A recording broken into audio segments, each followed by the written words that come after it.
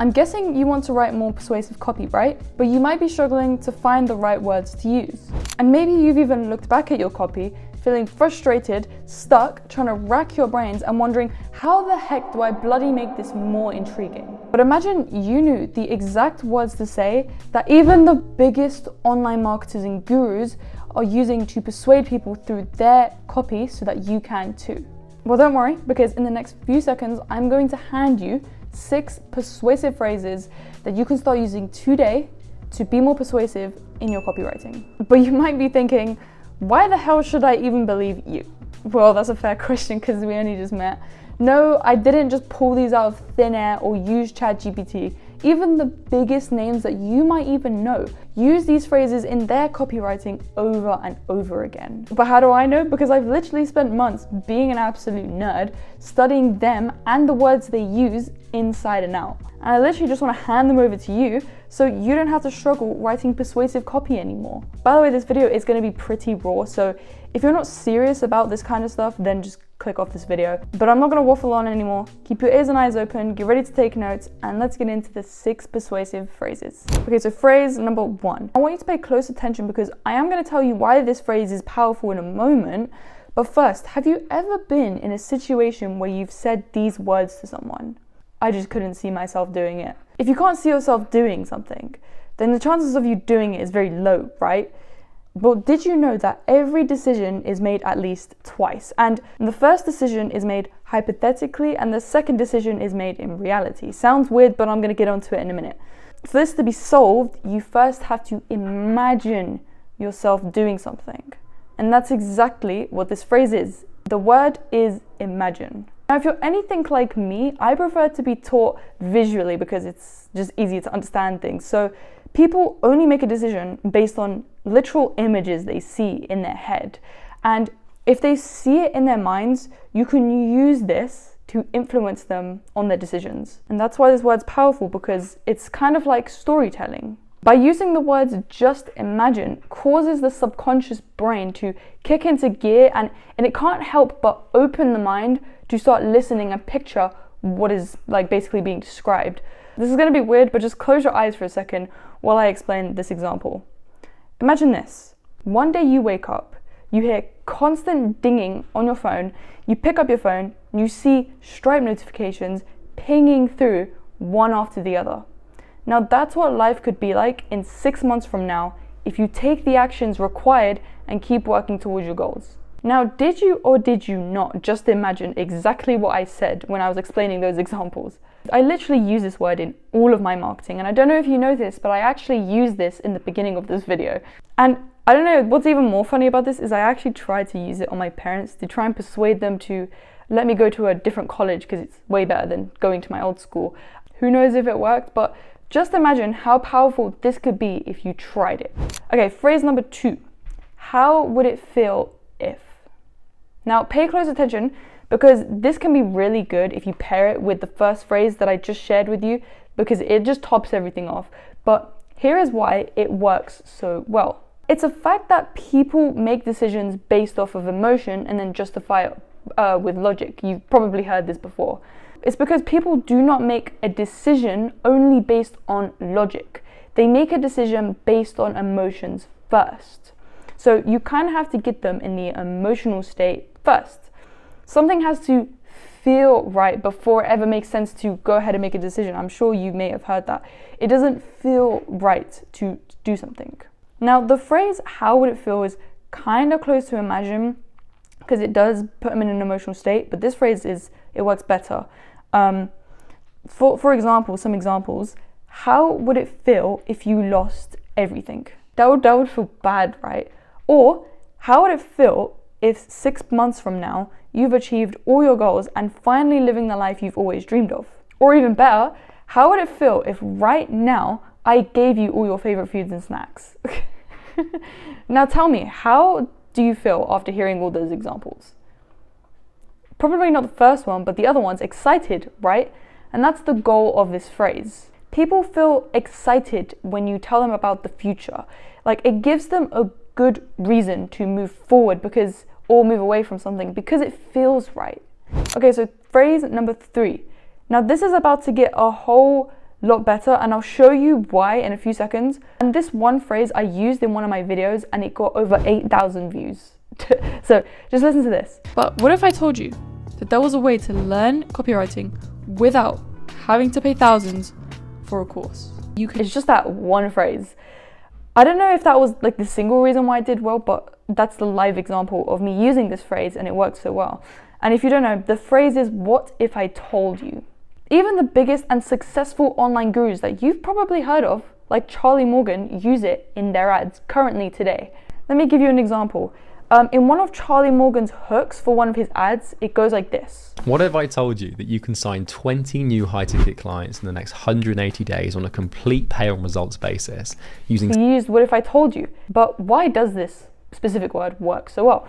Well, one of the big reasons why it works so well, and even the biggest marketers use it, is because it sparks curiosity in people's minds, and it kind of gets them excited as well. It's like, if you're saying, what if I told you, it basically suggests that something surprising or intriguing is about to be revealed. And it hints that the person listening might learn something that they didn't know. Another example of this would be, what if I told you that you could follow up with every single lead in as little as 5 seconds without needing to do any of the work yourself? That was a live hook, by the way, someone used. Makes you excited, right? Makes you think like, how? By the way, you have to make this believable, of course, because like it can't be unbelievable, but it has to remain that curiosity, basically. In the next few moments, I'm going to share with you the next phrase, but first, would you be open-minded to leaving a like to show that you're finding this video helpful so far? It would be awesome. Anyway, let's move on. Phrase number 4. The next phrase is, as I see it, you have 2 options. And I know it seems simple, but let me explain. People hate feeling like they've been manipulated and nearly always want to feel like they've made the final decision. So when someone needs help deciding, using this phrase and these words can help them narrow their gaze and reduce their choices and make it easier for them to pick something, right?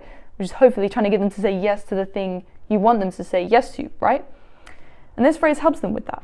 You're not telling them what they should think, you're helping them basically decide on what they should choose. And you're simply just presenting them with their options. And to make this super persuasive, you have to present these options in a way that makes your preferred choice stand out as the better option for them to pick. As an example, so you're currently in a job that you hate.